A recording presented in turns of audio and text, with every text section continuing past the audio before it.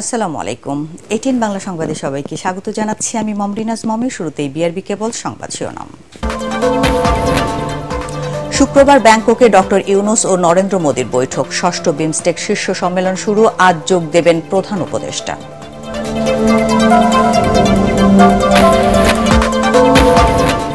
চরমপন্থাকে মাথাচাড়া দেওয়ার সুযোগ দেয়া হবে না, হার্ড লাইনে যাওয়ার ঘোষণা তথ্য উপদেষ্টার। দেশকে গণতান্ত্রিক প্রক্রিয়ায় ফেরাতে সর্বোচ্চ গুরুত্ব দিচ্ছে সরকার। নির্বাচিত প্রতিনিধির মাধ্যমে দেশ পরিচালনার কোনো বিকল্প নেই, মন্তব্য মির্জা ফখরুলের। পরাজিত শক্তি মিথ্যা তথ্য দিয়ে অপপ্রচার চালাচ্ছে।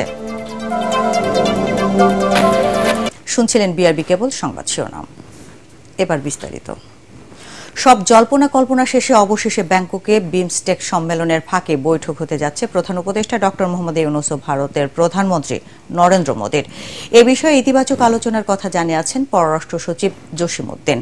এদিকে বৈশ্বিক পরিবর্তনের সাথে তাল মিলিয়ে আঞ্চলিক সহযোগিতা বৃদ্ধির লক্ষ্যে শুরু হয়েছে বিমস্টেকের ষষ্ঠ সম্মেলন।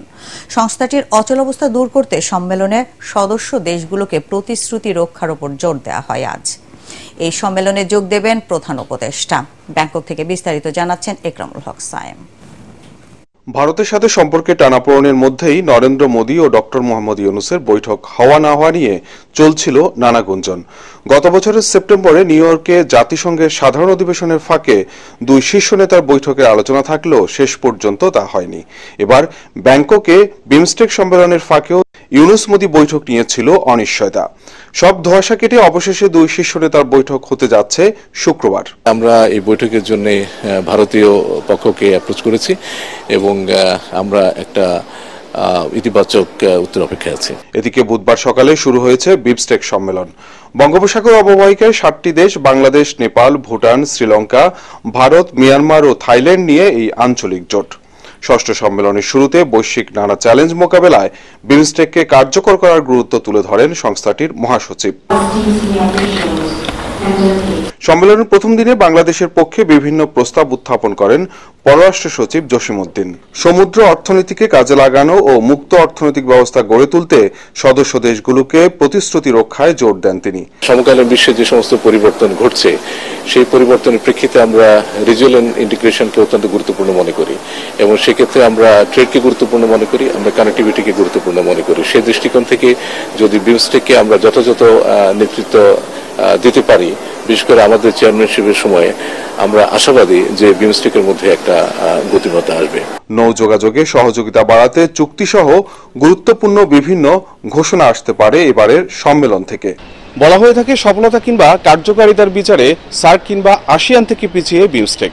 আর আঞ্চলিক এই জোটকে কার্যকর করতে হলে প্রয়োজন সঠিক নেতৃত্ব এবং সদস্য দেশগুলোর আন্তরিকতা। এবারের সম্মেলনে প্রধান উপদেষ্টা ডক্টর মোহাম্মদ ইউনূস এই বিমস্টেকের সভাপতি হতে যাওয়ায় এই সংস্থাটি সব মিলিয়ে কতটা গতি পায় সেটি এখন দেখার বিষয়। Ekramul Haque Sayem, ATN Bangla, Bangkok.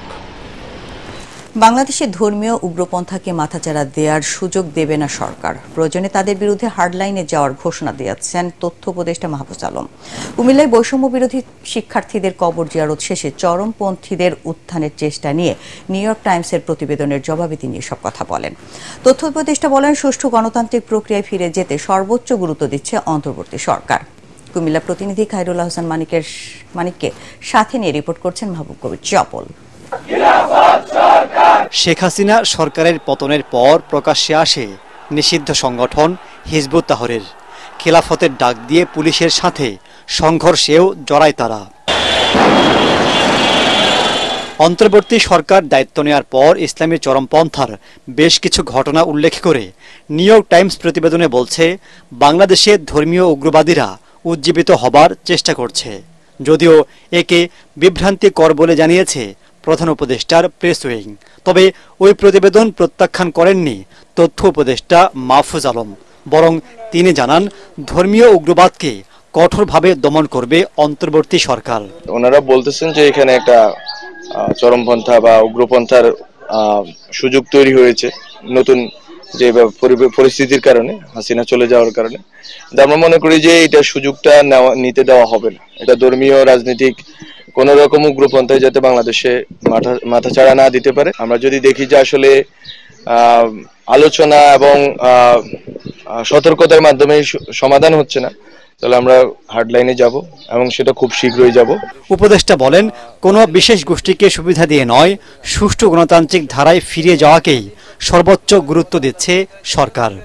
বাংলাদেশকে যাতে আমরা একটা গণতান্ত্রিক যে রূপান্তরের ক্ষেত্রে ডক্টর মোহাম্মদ ইউনূসের নেতৃত্বে আমরা কাজ করছি, এটা যাতে আমরা সাধন করে যেতে পারি এবং নির্বাচনের মাধ্যমে যথাসময়ে আমরা যাতে গণতান্ত্রিক একটা রূপান্তরে ভূমিকা রাখতে পারি, এটা হচ্ছে আমাদের একমাত্র চাওয়া।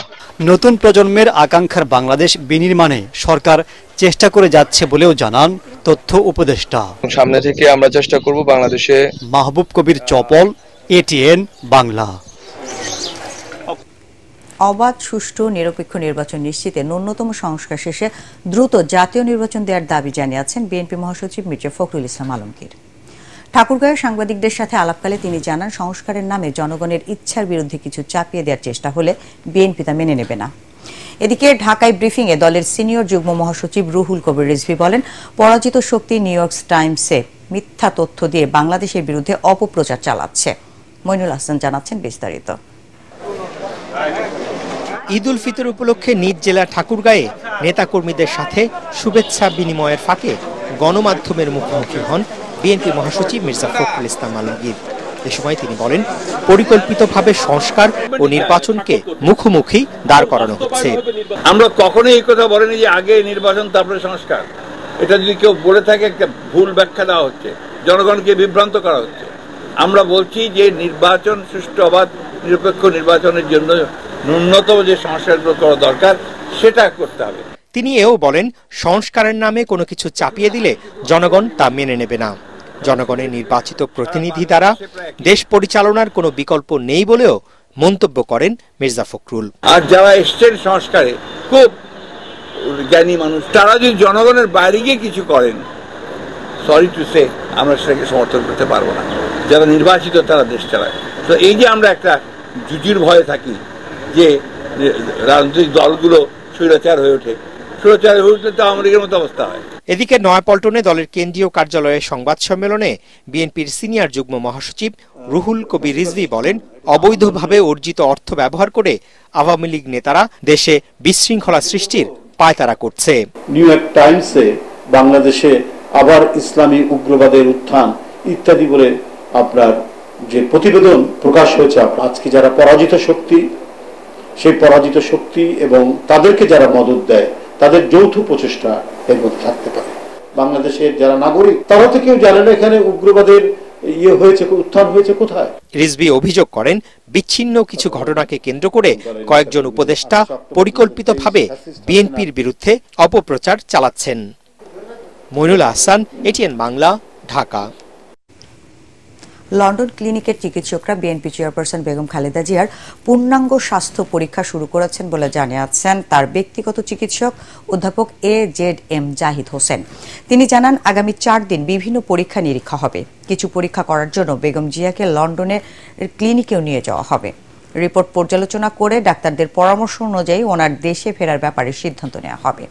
বিএনপি চেয়ারপারসন দ্য লন্ডন ক্লিনিকের বিশেষজ্ঞ চিকিৎসক অধ্যাপক প্যাট্রিক কেনেডি ও অধ্যাপক জেনিফার ক্রসের তত্ত্বাবধানে তারেক রহমানের বাসায় চিকিৎসাধীন আছেন। গত 8 জানুয়ারি উন্নত চিকিৎসার জন্য এয়ার অ্যাম্বুলেন্সে সাবেক এই প্রধানমন্ত্রী লন্ডনে যান।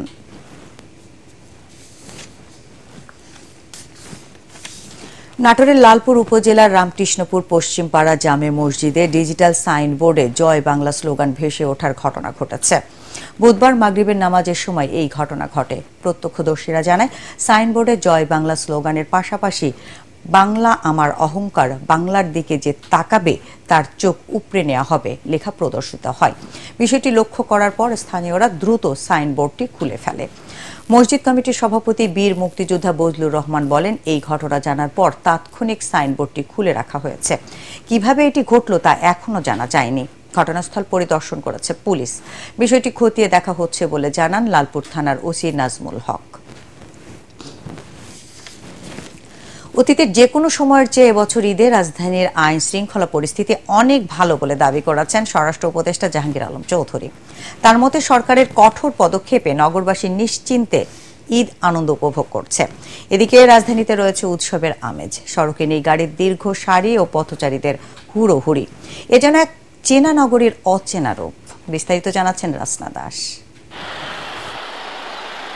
ব্যস্ত নগরী ঢাকার নেই চিরচেনা যানজট, শব্দদূষণ আর কর্মব্যস্ততা। ঈদের ছুটিতে এমন নীরব ঢাকা উপভোগ করছেন রাজধানীবাসী। তাদের আকাঙ্ক্ষা সবসময় এমন থাকলে পাল্টে যেত পুরো পরিবেশটাই। ঢাকা হয়ে উঠত সত্যিকারের বাসযোগ্য নগরী। ভালোই লাগতেছে, আমার হাজবেন্ড আমার বাচ্চা কাচ্চা নিয়ে বের হইছি। ওভারঅল ভালোই লাগে, সব সময় এই ব্যাপারটাই সবচেয়ে রোমাঞ্চকর। ঢাকাতে মানে ঘুরে খুবই ভালো লাগলো। যানজট ওরকম না, ঢাকা শুধু চলাফেরা করে অনেক ভালো লাগতেছে। এদিকে ফাঁকা ঢাকার আইন শৃঙ্খলা পরিস্থিতি দেখতে বিভিন্ন থানা পরিদর্শন করেন স্বরাষ্ট্র উপদেষ্টা জাহাঙ্গীর আলম। এ সময় তিনি জানান, দেশে কোনো উগ্রবাদ বা জঙ্গি তৎপরতার স্থান নেই। আপনারা ভালোভাবে ঘুমাইতে পারেন, তারা জেগে থাকবে। জনগণ যেন ঠিকভাবে ঘুমাতে পারে, তাদের যেন কোনো ধরনের সমস্যা না হয়। আর আরেকটা জিনিস হলো, আমরা কোনো ধরনের সন্ত্রাসীদের ছাড় দিব না। শহরের অন্যতম ব্যস্ত স্থান সার্ক ফোয়ারা চত্বরে নেই ট্রাফিকের তেমন তৎপরতা অথবা গাড়ির সারি। তাই তো স্বল্প সংখ্যক যাত্রী নিয়েই চলাচল করছে গণপরিবহনগুলো। পরিবার পরিজন নিয়ে রিকশায় চড়ে কেউ কেউ ঘুরে বেড়াচ্ছেন এক প্রান্ত থেকে অন্য প্রান্ত। ভালোই লাগছে, যানজট না, এটা আমাদের জন্য ভালো হয়েছে। আবার ট্রেনটা দেওয়ার জন্য আরো ভালো হয়েছে। এখন কোনো প্রবলেম হচ্ছে না, ফাঁকা ভালো লাগছে ঘুরতে। আমার কাছে তো ভালোই লাগতেছে, যে ফাঁকা, কোনো জ্যাম জট নাই, কিছু নাই। ঢাকার প্রাণ হচ্ছে মানুষ, মানুষ ফিরে আসলে ঢাকা ফিরে আসবে। একবারে ফাঁকা দেন না, গাড়ির মধ্যে খালি গাড়ি। তবে ফাঁকা সড়ক পেয়ে কিছু কিছু যানবাহন বেপরোয়া গতিতে ছুটলেও যাতে কোনো অনাকাঙ্ক্ষিত ঘটনা না ঘটে সেজন্য তৎপর রয়েছে আইন শৃঙ্খলা বাহিনী। রাসনা দাস, এটিএন বাংলা, ঢাকা। চলমান তাপপ্রবাহ আগামী 24 ঘন্টায় কমে আসতে পারে, তবে চলতি মাসেই আরও অন্তত একটি তাপপ্রবাহ বয়ে যেতে পারে বলে জানিয়েছে আবহাওয়া অধিদপ্তর। একই সাথে এই মাসে বঙ্গোপসাগরে 2টি লঘুচাপের আশঙ্কা আছে। এপ্রিলের দ্বিতীয়ার্ধে আবারও দেশে বয়ে যেতে পারে তীব্র তাপপ্রবাহ। ফজলে রাব্বির রিপোর্ট। মার্চ মাসের শেষ সপ্তাহে চৈত্রের দাপট শুরু হয় প্রকৃতিতে। 29 মার্চ দেশের সর্বোচ্চ তাপমাত্রা রেকর্ড করা হয়েছিল যশোরে 41 ডিগ্রি সেলসিয়াস। সপ্তাহ জুড়ে মৃদু তাপপ্রবাহ বইতে থাকে, এতে অতিষ্ঠ হয়ে ওঠে জনজীবন। তবে মঙ্গলবার সারাদিন সিলেট সহ দেশের কয়েকটি জেলায় হালকা বৃষ্টিপাত হওয়ায় কমে এসেছে তাপপ্রবাহ। এখনও দিনাজপুর, নীলফামারী, সৈয়দপুর, চুয়াডাঙ্গা এবং রাজশাহী বিভাগের 8 জেলায় যে মৃদু তাপমাত্রা বয়ে চলেছে, বৃহস্পতিবার নাগাদ তা কমে আসবে। হিটওয়েভটা তো অলরেডি কমে আসছে, কালকে আরেকটু কমবে। এরপরে বৃষ্টি বললাম তো 5-6 তারিখে দিকে বৃষ্টি আছে। এই স্বস্তি খুব একটা দীর্ঘস্থায়ী নাও হতে পারে। আবহাওয়া অফিস জানিয়েছে আরো অন্তত একবার মৃদু তাপপ্রবাহের কবলে পড়তে পারে দেশ। শঙ্কা রয়েছে সমুদ্রের লঘুচাপ সৃষ্টিরও। কালবৈশাখীর সিজন, যেহেতু যে কোনো জায়গায় একটা কুমুলোনিম্বাস ক্লাউড আসবে, মেঘ আসতে পারে, সেই মেঘে বৃষ্টি, বজ্রসহ বৃষ্টি বা কোনো কোনো জায়গায় গাস্টি উইন্ড হয়। আবহাওয়া পূর্বাভাস বলছে তাপপ্রবাহ কমে আসবে এপ্রিলের 5-6 তারিখের দিকে। বাড়বে বৃষ্টিপাত। এপ্রিলের দ্বিতীয়ার্ধে আরো 2টি মাঝারি অথবা তীব্র তাপপ্রবাহের কবলে পড়ার শঙ্কা রয়েছে বলে জানিয়েছে আবহাওয়া অধিদপ্তর। ফজলে রাব্বি, এটিএন বাংলা, ঢাকা।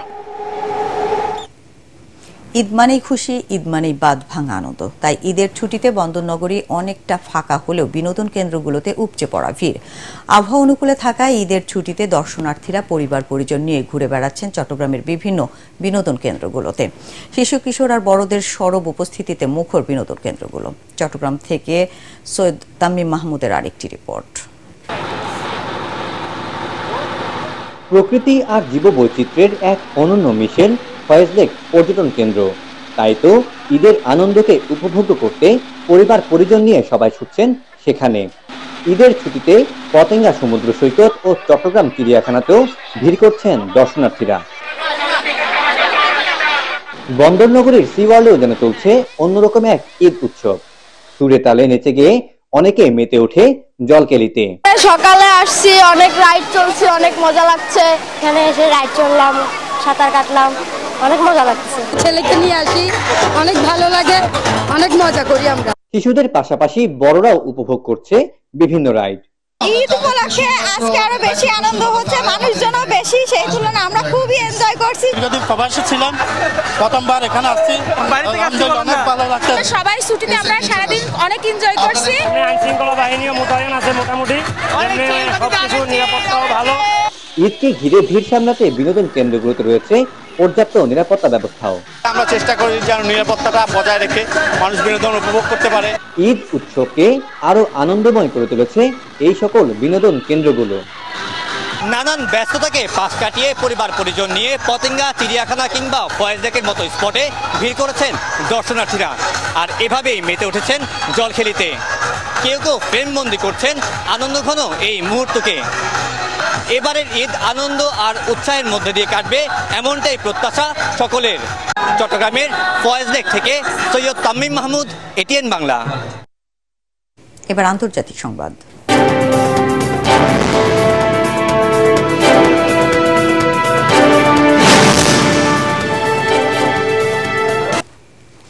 যুক্তরাষ্ট্রের যুদ্ধবিরতির প্রস্তাব এখনই মানতে নারাজ রাশিয়া। ইউক্রেন যুদ্ধের পেছনে যেসব মূল কারণ রয়েছে বলে মস্কো মনে করে, সেগুলোর মীমাংসা ছাড়া যুদ্ধবিরতির প্রস্তাব মেনে নিতে পারে না বলে জানিয়েছে দেশটির উপ পররাষ্ট্রমন্ত্রী সের্গেই রিয়াভকভ। রাশিয়ার পররাষ্ট্র মন্ত্রণালয়ের আন্তর্জাতিক বিষয়ক সংক্রান্ত সাময়িকীতে স্থানীয় সময় মঙ্গলবার দেয়া সাক্ষাৎকারে তিনি কথা বলেন। রাশিয়ার উপ পররাষ্ট্রমন্ত্রী আরও বলেন, যুক্তরাষ্ট্র প্রস্তাবিত মডেল ও সমাধানগুলো খুব গুরুত্বের সাথে নিয়েছে মস্কো, তবে বর্তমানে সেগুলো যেভাবে আছে সেভাবে রাশিয়া মেনে নিতে পারে না। যুক্তরাষ্ট্রের প্রেসিডেন্ট ডোনাল্ড ট্রাম্প গত জানুয়ারিতে ক্ষমতায় বসার পর থেকেই 3 বছরের বেশি সময় ধরে চলা রাশিয়া ইউক্রেন যুদ্ধ দ্রুত বন্ধ করার চেষ্টা করছেন। তবে রাশিয়া ও ইউক্রেনের সঙ্গে প্রতিনিধি দলের সমঝোতা আলোচনা এখনো উল্লেখযোগ্য কোনো অগ্রগতি হয়নি। এবার জানাবো পার্টেক্স খেলার খবর।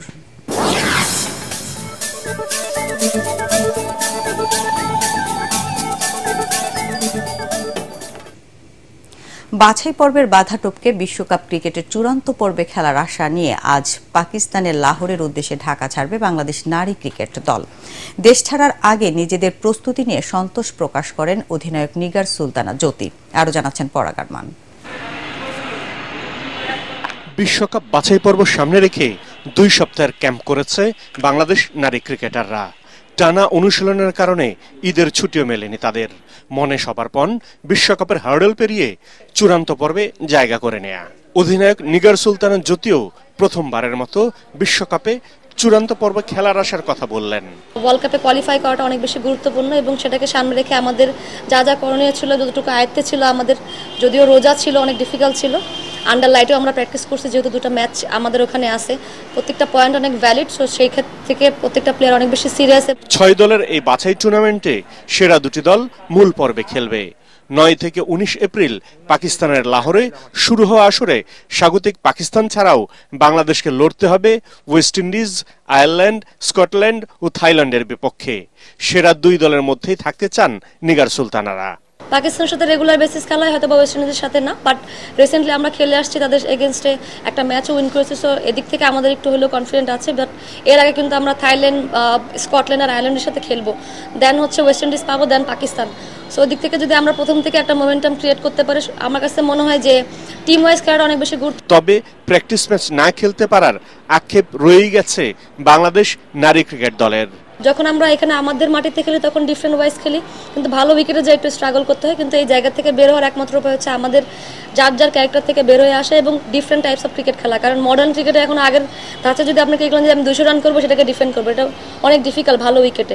আগামী সেপ্টেম্বর মাসে ভারতে অনুষ্ঠিত হবে 8 দলের নারী ওয়ানডে বিশ্বকাপ ক্রিকেট টুর্নামেন্ট।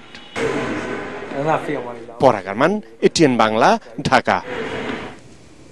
শেষ করার আগে বিআরবি কেবল সংবাদ শিরোনাম আরেকবার। শুক্রবার ব্যাংককে ডক্টর ইউনূস ও নরেন্দ্র মোদীর বৈঠক, 6ষ্ঠ বিমস্টেক শীর্ষ সম্মেলন শুরু। আজ যোগ দেবেন প্রধান উপদেষ্টা।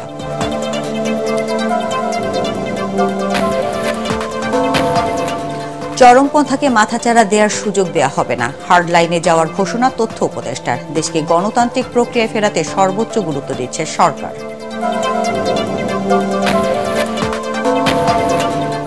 নির্বাচিত প্রতিনিধির মাধ্যমে দেশ পরিচালনার কোনো বিকল্প নেই, মন্তব্য মির্জা ফখরুলের। পরাজিত শক্তি মিথ্যা তথ্য দিয়ে অপপ্রচার চালাচ্ছে। দর্শক, পরবর্তী সংবাদ দেখার আমন্ত্রণ জানিয়ে এখনকার মতো শেষ করছি। এটিএন বাংলা সংবাদ ইউটিউবে দেখতে ব্রাউজ করুন youtube/18 বাংলা নিউজ। ধন্যবাদ সবাইকে।